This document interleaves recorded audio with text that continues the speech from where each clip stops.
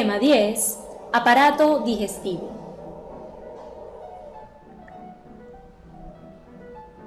La primera función del aparato digestivo es permitir el ingreso de los alimentos. A continuación, producir su desdoblamiento tanto mecánico como químico, en un proceso conocido como digestión. A continuación, permitir la absorción de nutrientes y por último, permitir la eliminación de los materiales no digeribles en el proceso denominado defecación. El aparato digestivo está compuesto por un largo tubo continuo en donde se cumplen las funciones digestivas en general, apoyado por las glándulas digestivas que facilitan el desdoblamiento químico de los alimentos. El tubo digestivo comienza en la boca, se continúa con la faringe, el esófago, el estómago, el intestino delgado y el intestino grueso. Las glándulas digestivas que sirven de apoyo al tubo digestivo son las glándulas salivales, las gástricas, el páncreas y el hígado. Veremos cada una de estas estructuras a continuación. Comencemos con la cavidad bucal u oral, la abertura cubierta por una membrana mucosa que es la entrada al tubo digestivo. Identificamos las siguientes estructuras en la boca. El paladar duro, que forma su techo anterior, compuesto por los huesos maxilares y palatinos. El paladar blando, que forma su techo posterior y está formado por tejido muscular. Las mejillas, que forman las paredes laterales de la boca. La úvula, que es una proyección carnosa que separa la cavidad bucal de la nasal y está relacionada con funciones del habla. Las amígdalas, que son agrupaciones de tejido linfático con función protectora contra infecciones bacterianas. La lengua, que está adherida por detrás al hueso hioides y por debajo al frenillo. El frenillo, que es una membrana mucosa que fija la lengua al suelo de la boca y limita sus movimientos. Y los labios, que protegen la abertura de la boca. En el interior de la boca encontramos las piezas de tejido calcificado situadas en el hueso maxilar tanto superior como inferior. Se clasifican según su función. Así, los dientes incisivos son aquellos que cortan y desgarran a los alimentos. Tenemos un total de 8. Los caninos, aquellos que perforan y desgarran a los alimentos, en total de 4. Los premolares, aquellos que desgarran y trituran, para un total de 8, y los molares, que machacan y muelen a los alimentos, para un total de 12. Como sumatoria, en una dentadura adulta tendríamos 32 piezas dentales. Repasando las partes que conforman las piezas dentales, hallamos a la corona y a la raíz. La corona es definida como la sección visible de la pieza dental, mientras que la raíz es la sección incrustada en el hueso maxilar. Entre las estructuras que lo conforman tenemos el esmalte, que es un tejido mineralizado formado por hidroxiapatita, que es fosfato de calcio cristalino, la sustancia más dura que tenemos en el cuerpo humano. Brinda protección a la dentina. No puede regenerarse, aunque sí remineralizarse con flúor. Dentina, matriz calcificada responsable del color de los dientes y proporciona elasticidad. Pulpa, tejido vascularizado que forma la dentina y es atravesado por los nervios. Cemento, tejido conectivo de gran dureza que une la pieza dental a la mandíbula. Y por último, el ligamento periodontal, que es un tejido conectivo que rodea y soporta al diente. Siguiendo en la boca hallamos a la lengua, órgano ubicado en el piso de la cavidad bucal, compuesto por músculo esquelético cubierto por mucosa y papilas gustativas. Entre las funciones de la lengua tenemos, por supuesto, la manipulación del alimento mediante la formación del bolo alimenticio, el proceso de deglución, que es el movimiento del bolo hacia la parte posterior de la cavidad oral, esto es, la faringe, Permite saborear el alimento gracias a los receptores gustativos que se encuentran en las papilas gustativas y contribuye a la articulación de la palabra.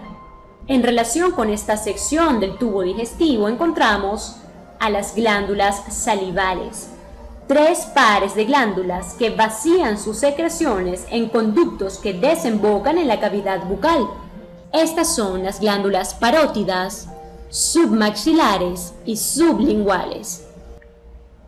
Las parótidas se encuentran ubicadas debajo y delante de los oídos. Las submaxilares debajo de la mandíbula o maxilar inferior. Y las sublinguales debajo de la lengua y encima de las glándulas submandibulares. Aunque tienen diferente ubicación, las 3 tienen la misma función, que es la de producir saliva, una mezcla de mucosidad y líquidos serosos que disuelven las sustancias químicas de los alimentos para que puedan saborearse. Humedece y compacta el alimento hasta formar el bolo alimenticio. Comienza la degradación química del almidón mediante la enzima amilasa e inhibe el crecimiento de algunas bacterias gracias a que contiene sustancias como la lisozima y anticuerpos. Después de la boca, la siguiente sección del tubo que viene a continuación es la faringe, conducto muscular comúnmente llamado garganta, cuyas contracciones alternantes, denominadas peristalsis, impulsan el bolo hacia el esófago. La faringe constituye una doble vía de paso, aire y bolo alimenticio. Por lo tanto, será una estructura que también veremos en el aparato respiratorio. Para su estudio podemos clasificar a la faringe en 3 secciones: nasofaringe, que recibe el aire que entra desde la cavidad nasal y que luego continuará hacia la laringe, formando parte de lo que es el aparato respiratorio; la orofaringe, la parte posterior a la cavidad oral, es la encargada de recibir el bolo; y la laringofaringe, que es la continuación hacia el esófago. Entonces, aunque a continuación de la boca se encuentra la faringe, al hablar de aparato digestivo nos referimos específicamente a la orofaringe. La laringofaringe va a continuar con el esófago, el tubo muscular ubicado detrás de la tráquea que lleva el bolo alimenticio desde la faringe hasta el estómago mediante movimientos peristálticos.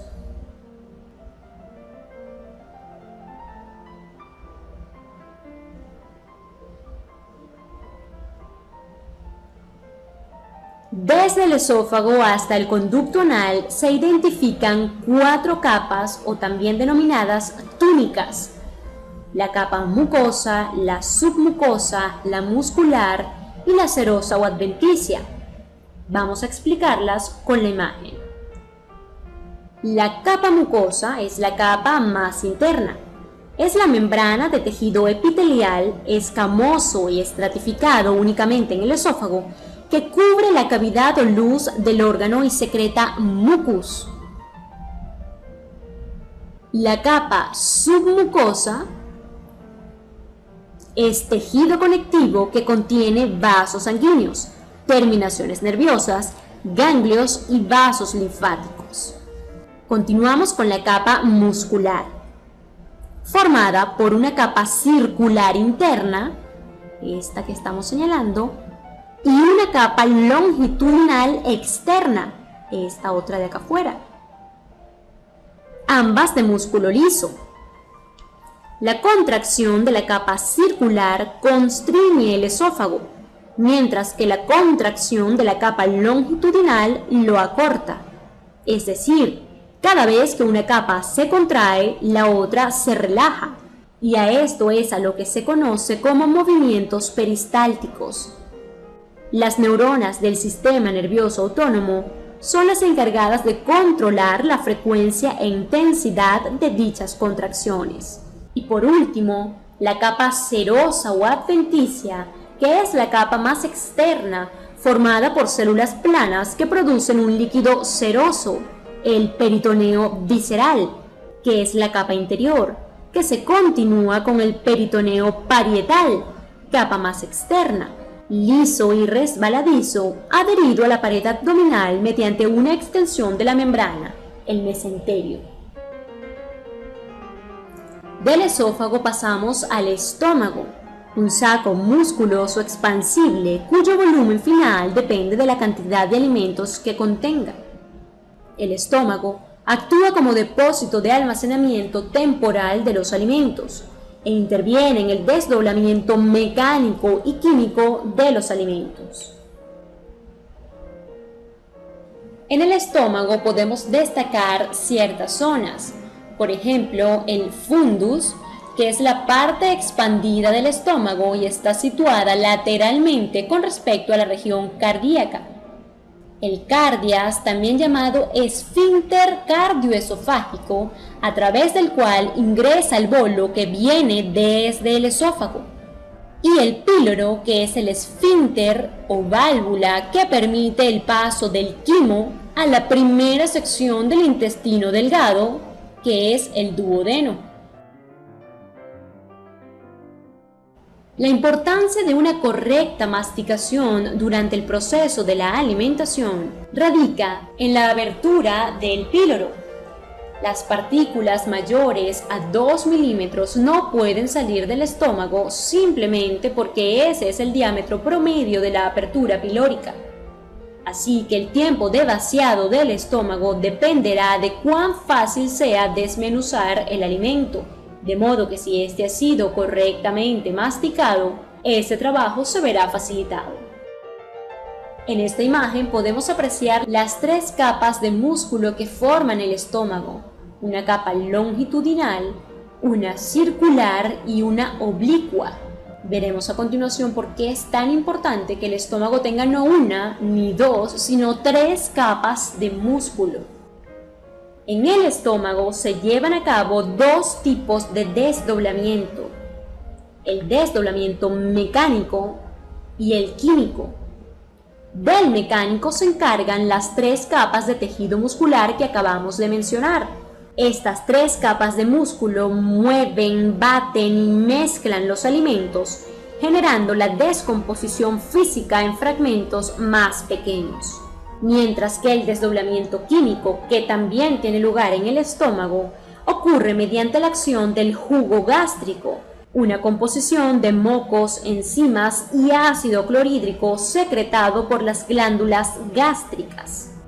Una vez que han ocurrido ambos tipos de desdoblamiento sobre los alimentos, pasamos de tener bolo alimenticio a producir quimo, definido como una crema espesa resultado del procesamiento del bolo en el estómago. Las glándulas gástricas que producen el jugo gástrico están ubicadas en las fosas gástricas de la pared interna del estómago y están formadas por epitelio cilíndrico simple. Las células de las glándulas gástricas son mucosas, principales, parietales y enteroendocrinas.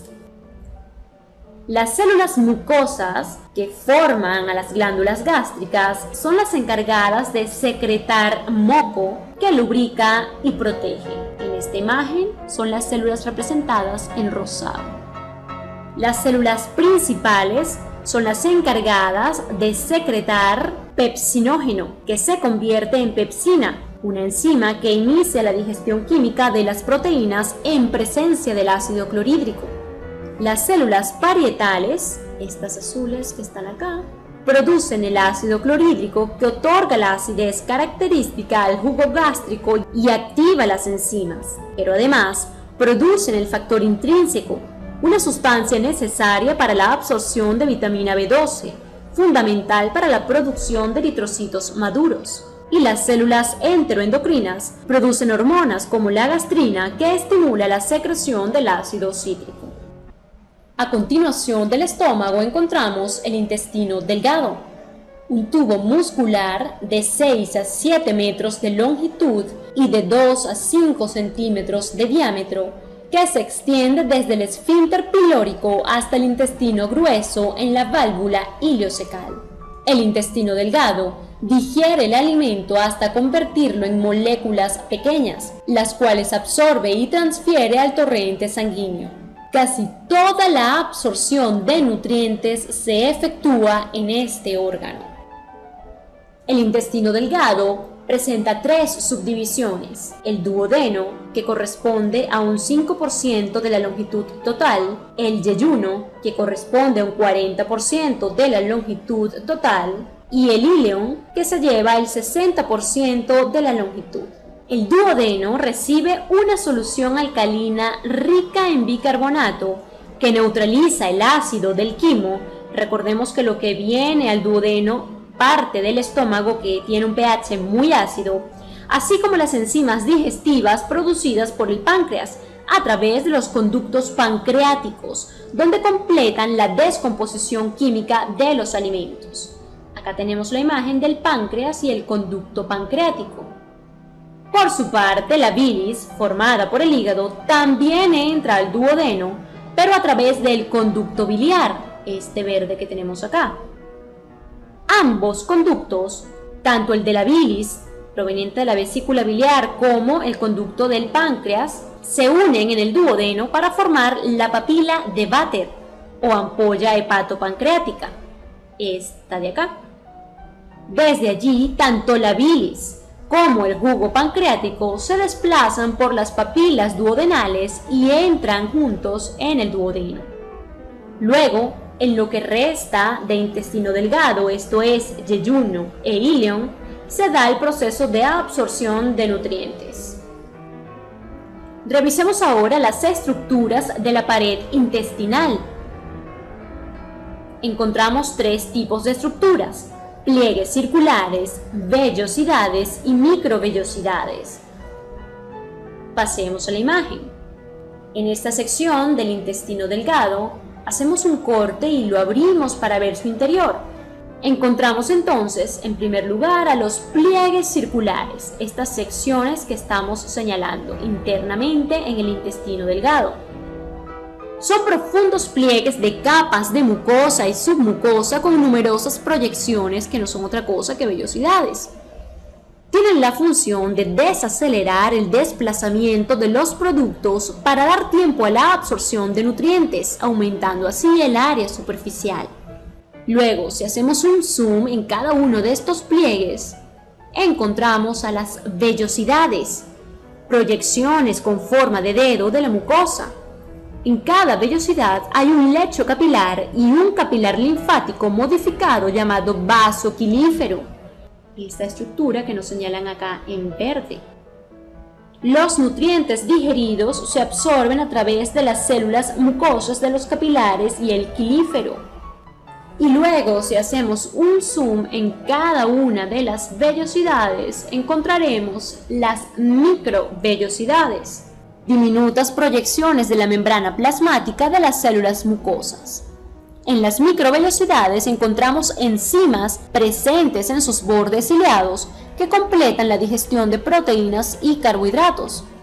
Y al igual que los pliegues circulares, permiten aumentar el área superficial disponible para el proceso de absorción. Acercándonos al final del tubo digestivo, hallamos el intestino grueso, comúnmente denominado colon. Se trata de una estructura tubular de 1.5 metros de longitud y 5 de diámetro, que se extiende desde la válvula ileocecal hasta el ano.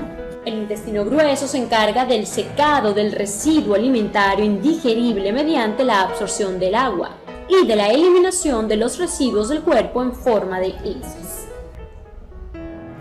Las subdivisiones del intestino grueso son el ciego, que corresponde a la primera porción, el colon, a la porción media y a la que más espacio ocupa, por eso se denomina generalmente colon a todo el intestino grueso, y el recto, que es la porción final. La primera porción del intestino grueso se denomina ciego. Tiene forma de saco y de él nace una estructura tubular estrecha cerrada por su punta denominada apéndice, la cual contiene una masa de glóbulos blancos que contribuyen a la inmunidad. A continuación, la parte media del intestino grueso es el denominado colon, subdividido a su vez en 3 secciones: el colon ascendente, el transverso y el descendente. El colon ascendente recorre hacia arriba la parte derecha de la cavidad abdominal y realiza un giro, denominado flexura derecha. El colon transverso atraviesa la cavidad abdominal de derecha a izquierda y vuelve a girar en la flexura izquierda. Y el colon descendente se dirige hacia abajo por el lado izquierdo para entrar en la pelvis, donde se convierte en el colon sigmoide, que significa con forma de S. El colon sigmoide continúa con el canal anal y finalmente termina en el ano, que es la zona de expulsión al exterior de los residuos de la alimentación, lo que se conoce como heces, materia semisólida de desechos indigeribles, principalmente fibra vegetal y bacterias muertas. El canal anal presenta dos tipos de esfínteres, uno voluntario externo compuesto por músculo esquelético y uno involuntario interno compuesto por músculo liso. Pasemos al páncreas, glándula mixta de forma racimada que se extiende a través del abdomen desde el vaso hasta el duodeno. Las células que conforman al páncreas son las células de los islotes de Langerhans, las células acinares y las células de los conductos pancreáticos. Las células de los islotes de Langerhans secretan glucagón e insulina, hormonas encargadas de regular el metabolismo de los carbohidratos. Las glándulas acinares producen entre 1.5 y 2 litros diarios de jugo pancreático, a su vez formado por agua, sales minerales, enzimas como amilasa y lipasa y precursores enzimáticos. Y las células de los conductos pancreáticos secretan iones bicarbonato, que confieren al jugo pancreático su pH básico. Estos iones bicarbonato neutralizan el quimoácido proveniente del estómago, protegiendo el intestino delgado de lesiones causadas por la acidez.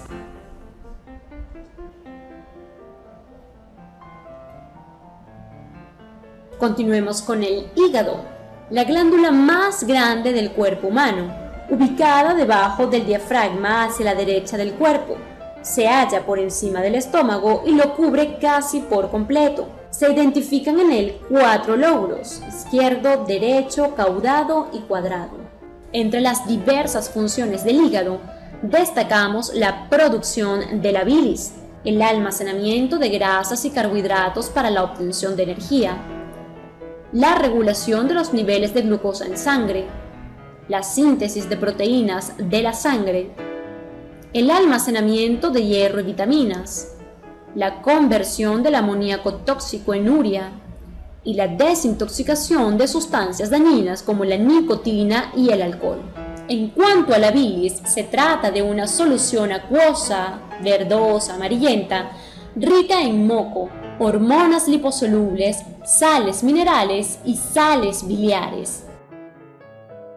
De estas sales biliares, la más representativa es la bilirrubina, formada como producto de la descomposición de la hemoglobina, más colesterol, fosfolípidos y electrolitos.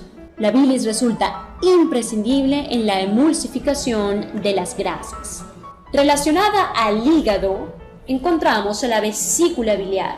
Cuando no hay digestión, la bilis vuelve a subir por el conducto cístico y entra a la vesícula biliar, donde se almacena. Pero es importante aclarar que no es en la vesícula biliar donde se forma la bilis, sino en el hígado. En la vesícula pasa a almacenarse. En las siguientes imágenes encontramos un resumen de todo el proceso de la digestión, separando los procesos mecánicos de los químicos e indicando su ubicación.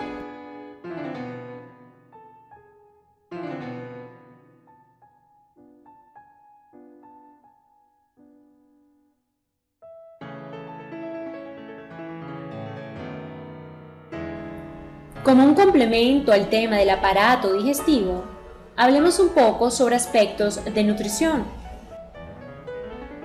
¿La alimentación es lo mismo que la nutrición? La alimentación es el conjunto de acciones que permiten introducir en el organismo los alimentos o fuentes de las materias primas que precisa obtener.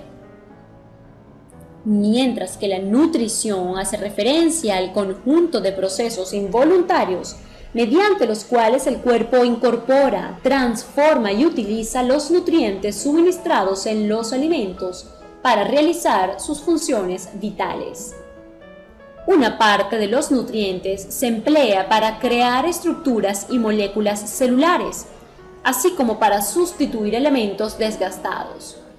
La otra parte se utiliza como combustible metabólico, es decir, se oxida y se transforma en ATP. Según su origen encontramos nutrientes orgánicos y nutrientes inorgánicos.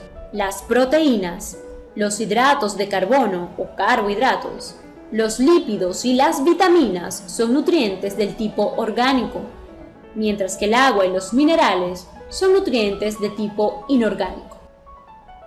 Según su función, los alimentos se clasifican en reparadores, aquellos que forman y reconstituyen tejidos como las proteínas tanto de origen animal como de origen vegetal. Los alimentos reguladores, aquellos que intervienen en reacciones metabólicas, bien sea acelerándolas o disminuyéndolas, como las vitaminas y minerales. Y los alimentos energéticos, que aportan la energía necesaria en las reacciones metabólicas, como lo son carbohidratos y grasas. A partir de 1999, el Instituto Nacional de Nutrición estableció en Venezuela el llamado trompo de la alimentación, una representación gráfica de los grupos de alimentos que debe consumir el venezolano según las necesidades. En el trompo, un juguete típico venezolano, encontramos la agrupación de los alimentos en diferentes franjas. En la franja amarilla encontramos granos, cereales y tubérculos. Se recomienda consumir 3 raciones al día, preferiblemente una por comida.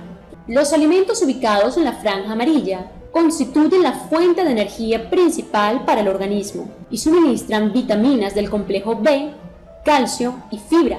El consumo adecuado de fibra favorece el funcionamiento gastrointestinal y reduce el riesgo de sufrir enfermedades tales como el estreñimiento, diabetes, cáncer y problemas cardiovasculares. Franja verde, frutas y hortalizas. El Instituto Nacional de Nutrición y la Fundación 5 al Día Venezuela recomiendan 5 raciones al día. Los alimentos ubicados en la franja verde aportan vitaminas y minerales para el mantenimiento de los tejidos corporales. Contienen fibra que favorece las funciones intestinales y contribuyen con la prevención de enfermedades como diabetes, hipertensión, algunos tipos de cáncer y accidentes cerebrovasculares.